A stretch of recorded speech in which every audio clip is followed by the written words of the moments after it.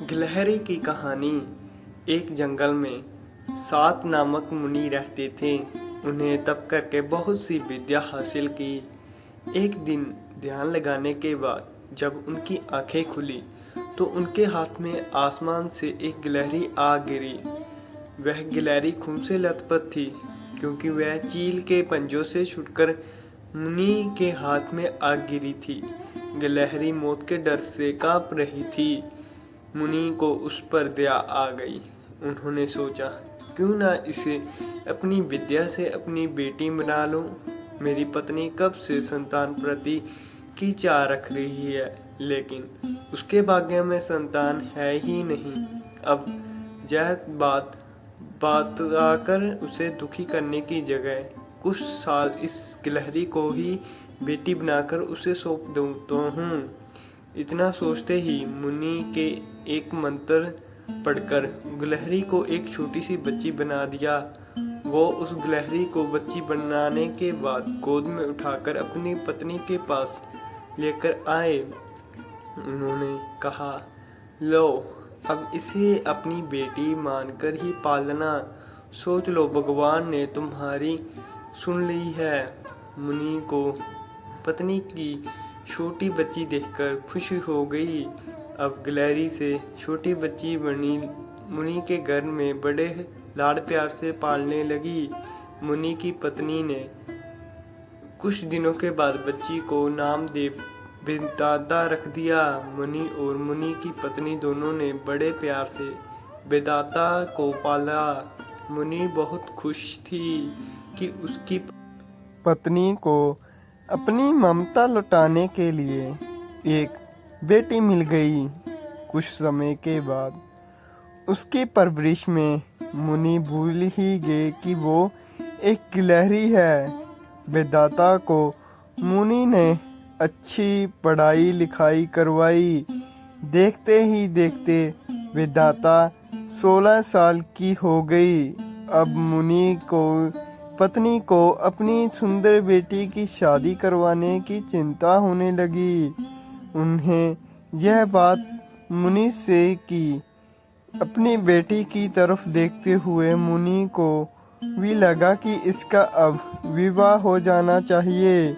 मुनि ने अपनी पत्नी से कहा कि तुम चिंता मत करो, मैं इसके लिए योग्य वर ढूंढ लूँगा। तभी कुछ समय बाद मुनि को लगा कि मेरी बेटी बहुत सुंदर है और उसकी शिक्षा दीक्षा भी अच्छी हुई है। इसीलिए उन्हें अपनी सिद्धि से सूर्यदेव को पुकारा। सूर्यदेव ने मुनि को प्रणाम करके बुलाने की वजह पूछी। तब मुनि ने कहा, मेरी बेटी विवाह के योग्य हो गई है। मैं चाहता हूँ कि आप इसके पति बने। सूर्यदेव ने कहा, आप एक बार अच्छी अपनी पुत्री से पूछ लीजिए। अगर उसे मंजूर है तो मेरी तरफ से भी हाँ है। तब वेदांता बोली, पिताजी, यह बहुत गर्म है, मैं इसके पास नहीं जा पाऊंगी और ना ही इन्हें देख पाऊंगी। मुनि ने वेदांता से कहा, कोई बात नहीं, हम तो दूसरा वर देख लेंगे। तभी सूर्यदेव ने कहा, हे मुनिवर, मुझे श्रेष्ठ बादल है, आप उनसे बात कीजिए, वे मेरे प्रकाश को भी ढक देते हैं। तभी मुनि ने अब बादल को याद कर लिया। बादल गरजते हुए मुनि के पास पहुँचे और उन्हें नमस्कार किया। इस प्रकार मुनि ने सीधे वेदांता से पूछा, क्या तुम्हें यह वर पसंद है? तब वेदांता ने जवाब दिया, पिताजी, मेरा रंग गोरा है और इनका रंग काला, हमारी जोड़ी अच्छी नहीं लगेगी। तब बादल ने मुनि से कहा, आप पवन देव को बुलाएं, वे मुझसे श्रेष्ठ हैं, उन्हें में मुझसे उड़ाकर इधर उधर ले जाने की ताकत है। अब मुनि ने पवन देव को स्वर्ण किया। पवन देव के आते ही मुनि ने अपनी बेटी से पूछा, क्या आपको यह वर पसंद है? विधाता बोली, पिताजी, यह तो एक जगह ठहरते ही नहीं है, इसके साथ मैं घर कैसे बसा पाऊंगी? इस बार मुनि ने पवन देव से पूछा, मुझे अपनी पुत्री के लिए वर की तलाश है, आप बताएं कि आपसे श्रेष्ठ कौन है? तब पवन देव बोले, मुनिवर, आप पर्वत को बुला सकते हैं, वह मेरा रास्ता रोक देते हैं, वह मुझसे भी श्रेष्ठ हैं। तब मुनि देव पर्वत को पुकारते हैं। पर्वत को देखते ही विधाता बोली, यह तो पत्थर है, इसका दिल भी पत्थर का ही है, इससे विवाह कैसे हो पाएगा? पिताजी।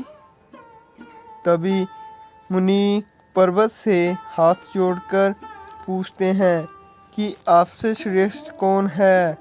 तब पर्वत महाराज ने जवाब दिया, हे मुनि, चूहा मुझसे छेद कर देता है, इस आधार से वह मुझसे श्रेष्ठ है। इतना कहते ही पर्वत देव के कान से चूहा नीचे कूदा। विधाता ने जैसे ही चूहे को देखा, वह खुशी के मारे उछल पड़ी। उसने कहा, पिताजी, यही मेरा वर है, मुझे ये पसंद है, इसकी पूंछ, कान, सब कुछ कितना प्यारा है।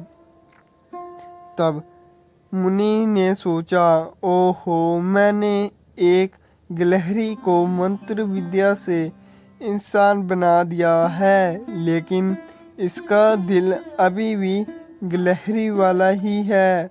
मुनि ने तुरंत विधाता को गिलहरी बनाया और उसका विवाह चूहे से करवा दिया। विवाह के बाद दोनों खुशी खुशी रहने लगे। तो इस कहानी से हमें यह सीख मिलती है कि इंसान चाहे बाहर से कितना भी बदल जाए, लेकिन उसका दिल वैसा ही रहता है। तो ये थी आज की हमारी कहानी एक गिलहरी के ऊपर। आप सबको अगर हमारी ये कहानी अच्छी लगी होए तो हमारे चैनल को सब्सक्राइब और लाइक, शेयर, कमेंट करना मत भूलें।